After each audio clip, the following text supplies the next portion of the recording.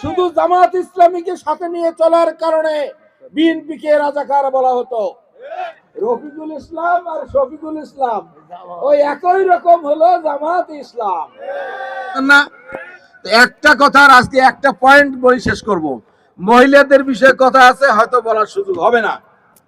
আপনাদের সাথে আমার যেটা কথা সেটি হলো জামাত ইসলামীর যে প্রার্থী, কলম মার্কার যে প্রার্থী, আর আমাদের ধানের শীষের প্রার্থী, এর পার্থক্যটা আপনারা দেখবেন না? আমাদের ধানের শীষের প্রার্থীর অভিজ্ঞতা, দুইটা উপজেলা নির্বাচন করেছে, আপনারা তাকে ভোট দিয়েছেন। গত 18 সালে জাতীয় সংসদ নির্বাচন করেছে, আপনারা তাকে ভোট দিয়েছেন। তাহলে নির্বাচনের মাঠে উনি আপনাদের সবচেয়ে পরিচিত নেতা, ঠিক কিনা বলেন? আজকে কলম মার্কার প্রার্থীকে চেনেন, দেখেছেন? আমাদের দাড়িপাল্লার প্রার্থী 2005 সালে 2024 সালের 5ই আগস্ট উনি কালীগঞ্জের ময়দানে তাকে দেখা গেছে। এর আগে উনি যে জামাতের প্রার্থী এটা কালীগঞ্জের মানুষ জানতো না। প্রিয় ভাইরা, তাহলে নেতার দিক থেকে অভিজ্ঞ হচ্ছে আমাদের বাবুল সাহেব, জনপ্রিয়তার দিক থেকে শীর্ষে আছে আমাদের বাবুল সাহেব। কি রকম এবারে নির্বাচন আমার কাছে একটা ব্যতিক্রম নির্বাচন মনে হয়। আপনারা যারা বিএনপি করেন, আমরা যারা বিএনপি করি, বিএনপির পক্ষে ভোট কালেকশন করি, তাদের সাহসটা বাড়ানোর জন্য একটা কথা বলি। বিএনপির ভোটের সংখ্যাটা কি জানতে চান? বিএনপির ভোট মানে ধানের শীষের ভোট, এটা মূল তহবিল। এরপরে নৌকা মার্কার নাই। আওয়ামী লীগের ভাইরা বক্তৃতা করেছে একজন, যে স্বাধীনতার পক্ষের শক্তি ছিল। প্রেসিডেন্ট জিয়াউর রহমান প্রকৃত স্বাধীনতার পক্ষের শক্তি। তিনি 71-এ রণাঙ্গনে লড়াই করেছেন, তিনি বীর মুক্তিযোদ্ধা। শুধু জামাত ইসলামীকে সাথে নিয়ে চলার কারণে বিএনপিকে রাজাকার বলা হতো।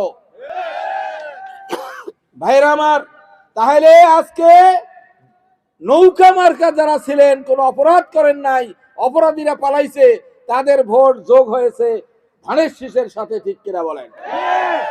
এরপরে যোগ হয়েছে হিন্দু ভাইদের ভোট, কারণ হিন্দু ভাইরা ধানের শীষ ছাড়া তাদের ভোট দেওয়ার কোনো জায়গা নাই। তারা কি দাঁড়িপাল্লা ভোট দেবে? একটা দাঁড়িপাল্লার লোকেরা কি উপকার করছে তাদের? বলছে যে জামাত ইসলামী কি ইসলামী দল না? তাই বলছিলাম যে ভাই শোনেন, জামাত ইসলামী ইসলামী দলটা কেমন দল এটা শুনবেন না?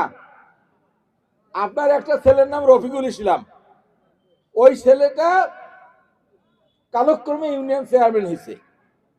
তো রফিকুল ইসলাম থাকার কারণে ওর নামের সাথে ইসলাম আছে না? তাহলে তো জিজ্ঞেস করেন যে তোর নাম সাথে তো ইসলাম আছে, তো তুই একটা ইসলামী শাসনটা কায়েম করিও পাইবে? রফিকুল ইসলাম, শফিকুল ইসলাম নাম থাকতে পারে, ওই রকম হলো জামাত ইসলাম।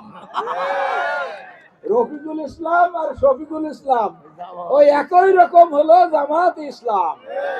সুতরাং জামাত ইসলামী এখানে বাংলাদেশের তৌহিদি জনতার ইমান আকিদায় কুঠারাঘাত করেছে।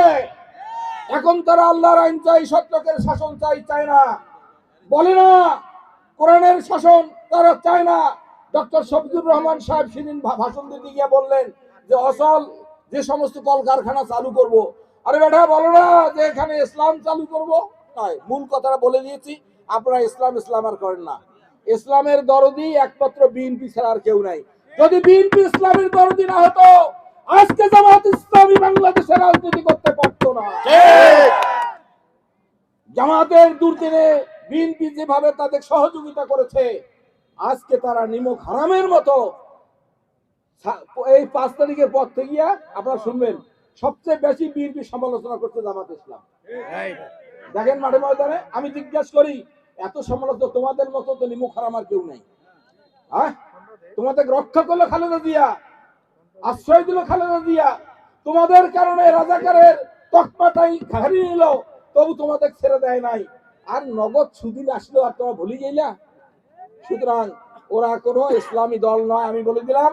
আপনারা এবারে আমরা যদি বাবুল সাহেবকে নির্বাচিত করতে পারি, ইনশাল্লাহ উনি এবারে সরকার হবে বিএনপির, এমপি হবে বিএনপির। আমাদের উন্নয়নের আর কোনো ঘাটতি থাকবে না।